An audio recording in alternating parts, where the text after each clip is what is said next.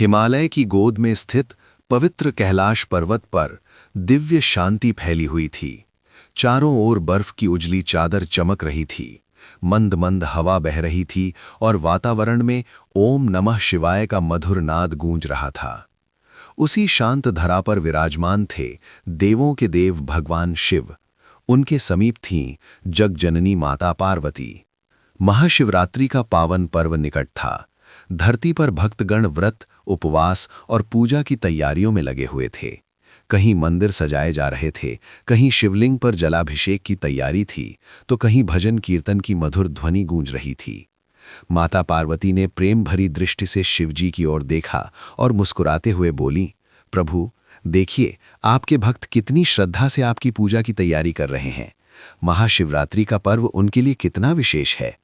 शिवजी ने गंभीर किंतु करुणामय स्वर में कहा, देवी, भक्ति केवल एक दिन की नहीं होती।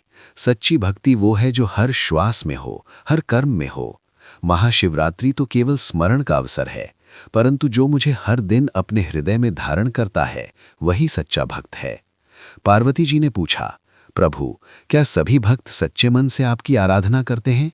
शिवजी ने मंद मुस्कान के साथ उत्तर दिया, देवी, प्रत्येक हृदय में भक्ति की ज्योति होती है, परंतु संसार के मोह और इच्छाएं उसे ढक लेती हैं। कोई धन चाहता है, कोई यश चाहता है, कोई सुख चाहता है, पर जो केवल प्रेम चाहता है वही मुझे प्राप्त करता है। उसी समय धरती लोक में एक छोटे से गांव में रहने वाला एक गरीब किसान था। उसका नाम माधव था। वो अत्यंत साधारण जीवन जीता था।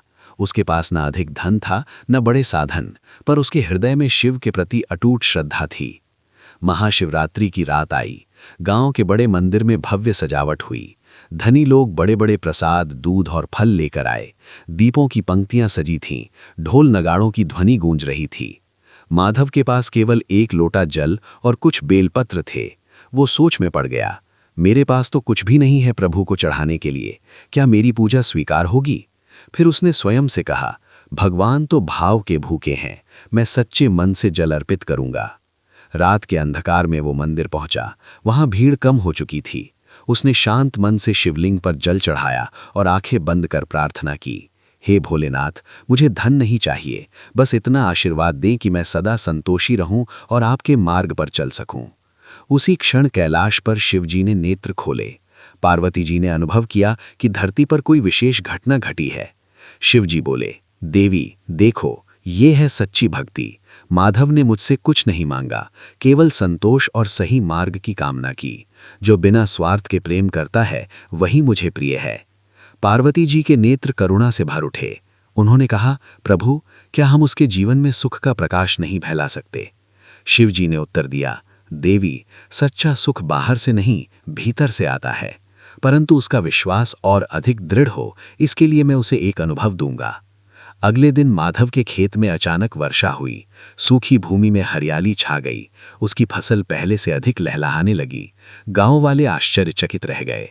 माधव ने आकाश की ओर देखा और कहा, प्रभु, ये आपकी कृपा है, पर मुझे सबसे बड़ा सुख तो कल रात आपकी शांति से मिला। उसके मन में कोई अहंकार नहीं आया। उसने अपनी फसल का कुछ भाग गरीबों में बांट दिया। गांव में उसका सम्मान बढ़ गया, पर वो पहले जैसा ही विनम्र रहा। कैलाश पर पार्वती जी मुस्कुराईं, प्रभु, ये सच है कि सच्ची भक्ति व्यक्ति को भीतर से समृद्ध बना देती है।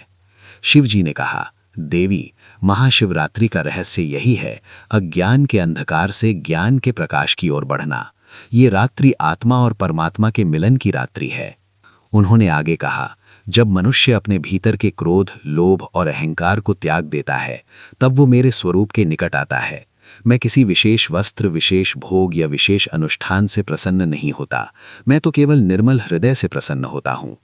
धरती पर धीरे धीरे ये संदेश फैलने लगा कि सच्ची पूजा बाहरी दिखावे में नहीं, बल्कि आंतरिक परिवर्तन में है। गांव के लोगों ने भी समझा कि महाशिवरात्रि केवल जागरण की रात नहीं, बल्कि आत्मचिंतन की रात है। माधव हर वर्ष महाशिवरात्रि पर व्रत रखता, पर अब उसके लिए हर दिन शिवरात्रि के समान हो गया था। वो हर सुबह ओम नमः शिवाय का जप करता और अपने कर्म को पूजा मानकर करता। एक दिन पार्वती जी ने शिव जी से पूछा, प्रभु, क्या आप प्रत्येक सच्चे भक्त की प्रार्थना सुनते हैं? शिव जी ने उत्तर दिया, देवी, जो प्रेम से पुकारता है उसकी आवाज मुझ तक अवश्य पहुंचती है। भले ही वो शब्दों में ना हो, पर हृदय की भावना ही सच्ची प्रार्थना है। महाशिवरात्रि की अगली रात फिर आई। इस बार गांव के मंदिर में केवल सजावट ही नहीं, बल्कि सादगी भी थी। लोगों ने निर्णय लिया कि वे पूजा के साथ साथ जरूरतमंदों की सहायता भी करेंगे। माधव ने बच्चों को शिक्षा देने का संकल्प लिया। गांव की महिलाएं मिलकर गरीब परिवारों के लिए भोजन बनाने लगीं। कैलाश से ये दृश्य देखकर पार्वती जी ने कहा, प्रभु, आपके एक संदेश ने कितनों के जीवन को बदल दिया। शिव जी ने शांत स्वर में कहा, देवी, जब एक दीपक जलता है तो अंधकार अपने आप दूर हो जाता है। भक्ति का दीपक भी ऐसा ही है। धीरे धीरे गांव समृद्ध और सुखी हो गया। लोग समझ गए कि भगवान को पाने के लिए बाहरी वैभव की नहीं, आंतरिक सच्चाई की आवश्यकता है। और इस प्रकार महाशिवरात्रि केवल एक पर्व नहीं रही, बल्कि जीवन जीने की कला बन गई। कहानी का संदेश स्पष्ट था। सच्ची भक्ति दिखावे में नहीं, बल्कि प्रेम, संतोष और सेवा में है। जो अपने भीतर के अंधकार को मिटाकर प्रकाश की ओर बढ़ता है, वही शिव के निकट पहुंचता है।